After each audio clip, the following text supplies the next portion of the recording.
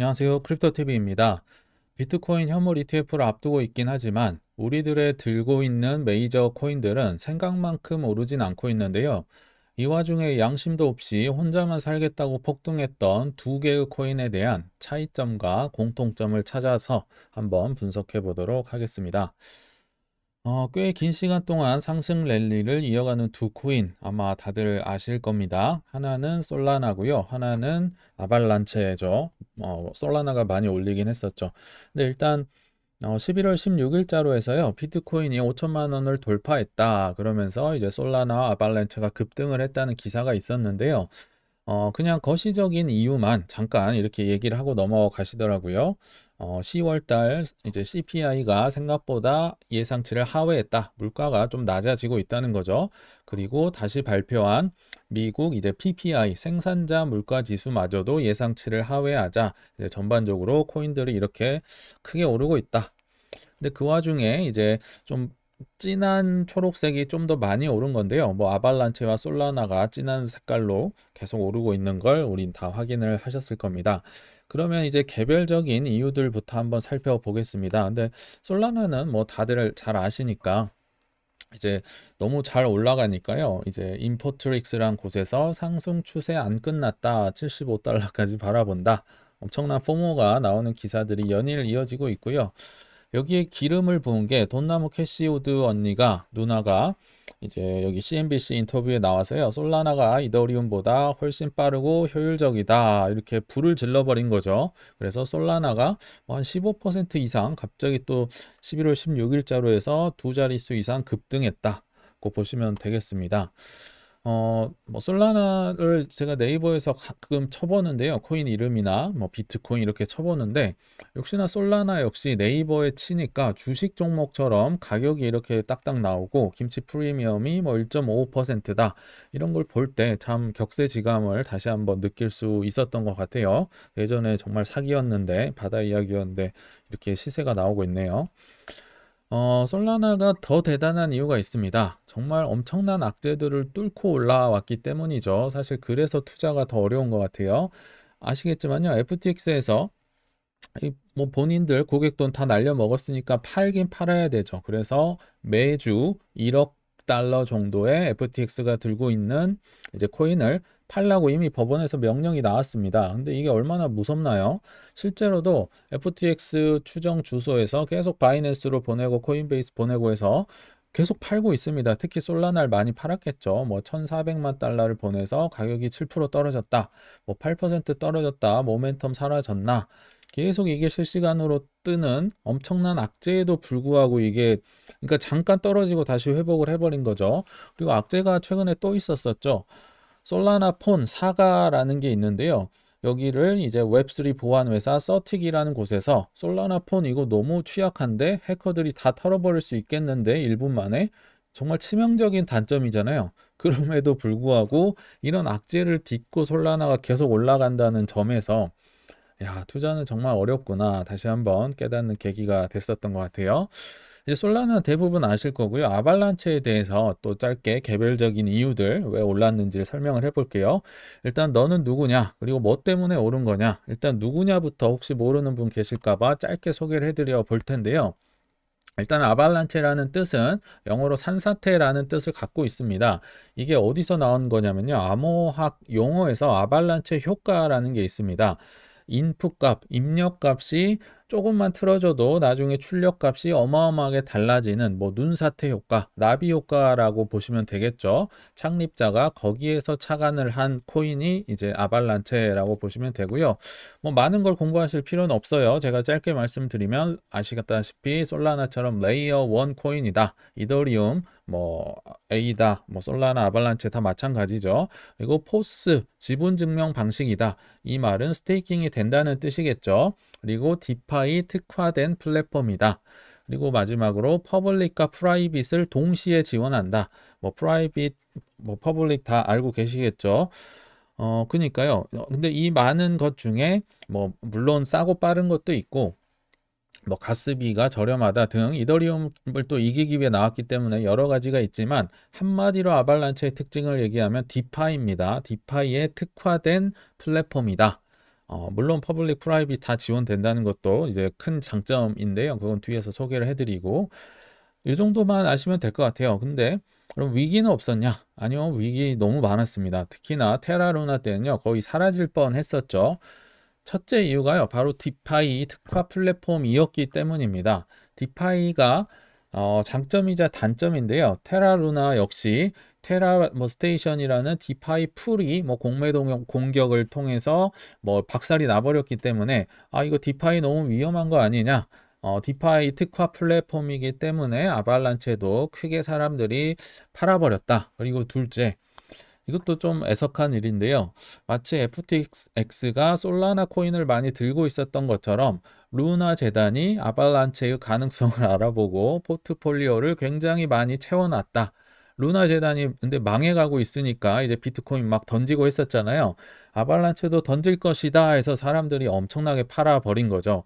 근데 사실은요, 아발란체를 락업된 채로 들고 있었기 때문에 1년간 팔 수가 없었어요. 근데 투자는 뭔가요? 심리입니다. 심리가 뭐 뱅크런 한번 뭐 발생할 것 같아 하면 그냥 싹 썰물 빠져버리는 거죠. 그래서 아발란체가 제 기억에 한 15만 원 정도 업비트에서 갔었던 것 같은데 뭐 한 만 원, 11,000원까지 떨어졌던 기억이 납니다. 근데 그걸 딛고 올라왔기 때문에 아직도 뭐 한참 멀었습니다. 지금 최근에 많이 올라 보이는 것일 뿐이지 제가 볼 땐 이제 전고를 회복하려면 아직 멀었다 보시면 될 것 같아요. 그럼 이제 너는 누구곤 했고요. 뭐 때문에 올랐을까? 한마디로 얘기를 하자면 대기업 협업이 굉장히 많아지고 있는데요. 자, 한번 알기 쉽게 풀어보겠습니다. 이제 시티뱅크, 미국의 4대 은행과 이제 피델리티에서 아발란체 기반 FX 거래 솔루션 테스트를 하고 있다. 제 형이 잠깐 얘기를 한 것 같은데요. FX 이 외환 시장은 정말 엄청난 규모죠. 돈이 굉장히 많이 왔다 갔다 하는데요. 거기까지 블록체인이 들어가고 있는데 그 테스트를 어디서 한다? 아발란체에서 한다는 겁니다. 일단 FX가 뭔지 한번 볼까요? 한번 찾아봤는데요.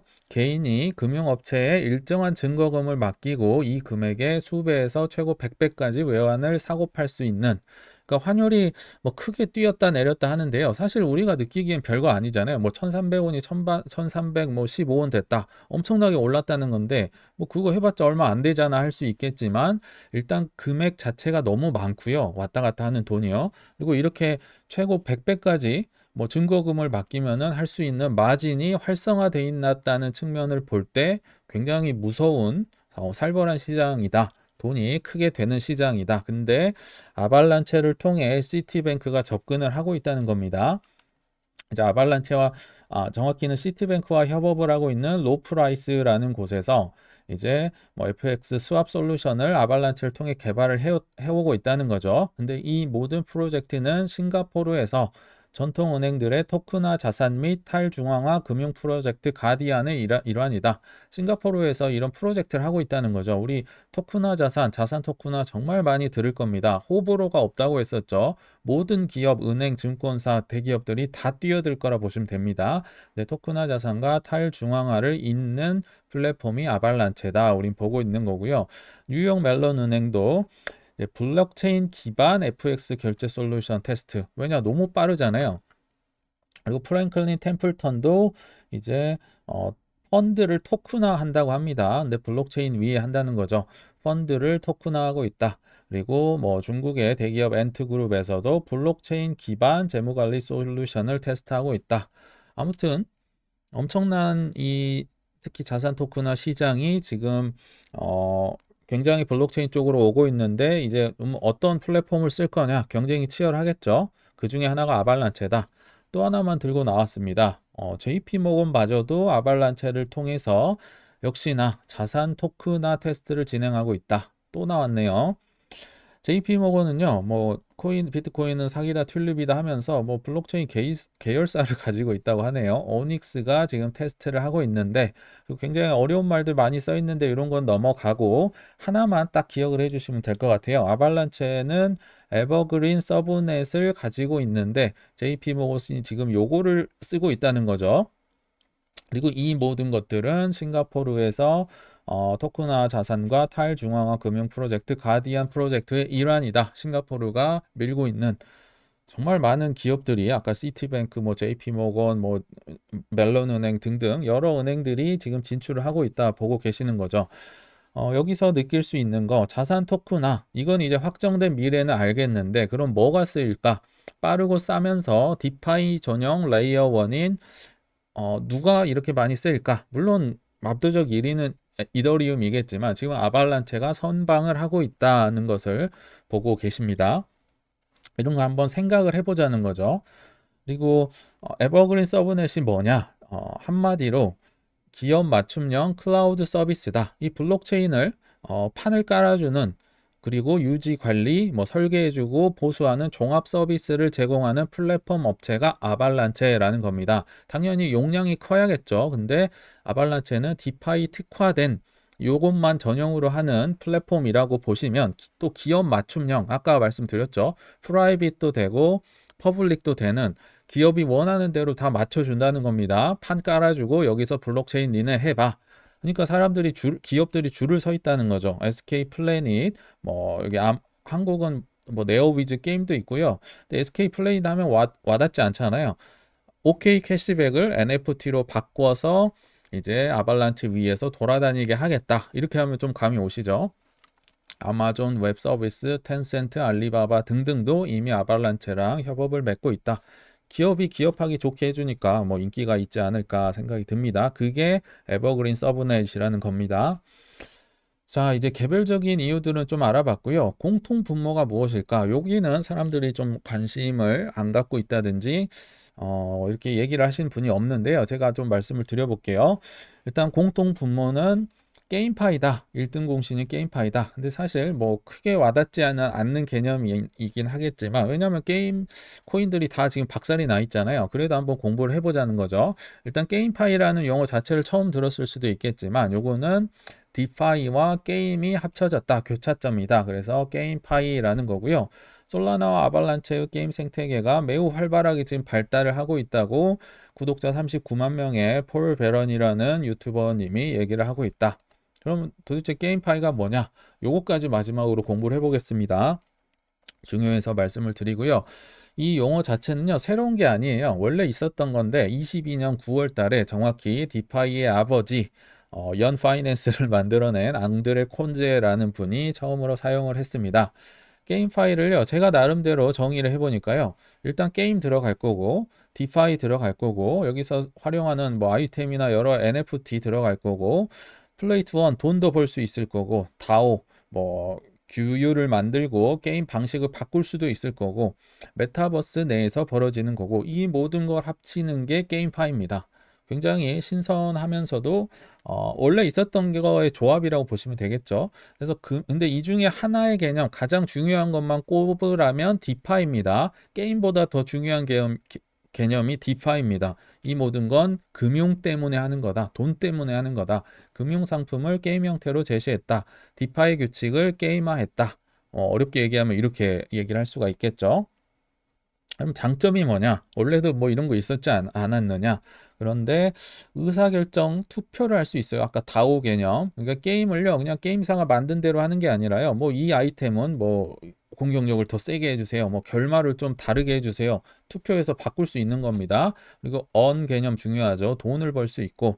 더 뛰어난 게요. 소유권이 보장된다. 왜냐 블록체인에 박히는 거죠. 예전 같으면 뭐 회사가 망하거나 이 게임이 망하면요. 거기서 뭐 아무리 좋았던 아이템도 이제 그냥 버려야 되는 거죠. 근데 이게 박혀 있기 때문에 블록체인에 다른 게임에서도 이 칼 쓰고 다른 게임에서도 이 칼 쓰고 할 수가 있다는 거죠. 뭐 저는 이런 게임은 안 하지만 뭐 큰 장점이 있을 것 같네요. 그러니까 이런 이제 게임파이에 있는 플레이어들은 누가 될 것이냐? 뭐 엑스 인피니티도 있었고 샌드박스, 디센트럴랜드, 스테픈, 플로우 그리고 최근에 뭐 일본에서 아스타 열풍도 불고 있는데요. 뭐 갈라 게임즈 있고 뭐 일드 길드 게임즈 여러 개가 있겠죠. 근데 이 플레이어들이 이제 뭐 어떤 플랫폼 위에서 뭐 올라갈 수 있다. 그런 거 이제 아발란체, 솔라나, 이더리움 이런 게 되겠죠. 어떤 게 이제 상승할지 지금은 비록 가격은 박살이 나 있지만 한번 생각해 볼 필요도 있을 것 같아요. 그래서 이제 결론에 왔습니다. 오늘의 결론은요. 사실 솔라나 아발란체가 좋다가 아니라요. 원래 있었던 건데 가격이 오르면 이상하게 다르게 보인다. 이걸 한번 생각을 해보자는 겁니다. 예전 영상에서 피리 부는 사나이가 불장 때 어떤 내러티브를 들고 올지 상상해 보자고 했었는데요. 지금 게임에 뭐 메타버스, NFT, 다오가 한데 묶여서 마치 새 것처럼 보이는 게임파이가 탄생을 했잖아요. 근데 만약에 솔라나 아발란체 혹은 게임 코인이 막 크게 올랐어요. 그러면 이제 그제서야 게임, 뭐 디파이, 뭐 뭘 사볼까 이러시면 안 된다는 겁니다. 그래서 코인의 개별적인 특성을 공부를 하다 보면요. 나중에 이게 여기저기 쓰이겠구나를 한번 예상을 해볼 수가 있을 거고요. 하셔야 됩니다. 그리고 더 쉽게 얘기하면 5년 후에도 이게 살아서 움직이는 활용되는 코인인지 이런 걸 좀 고민을 해본다면 알트코인에 접근과 투자에서 실패할 확률이 조금 줄어들지 않을까 한번 생각해 봤습니다. 네, 시청 감사합니다.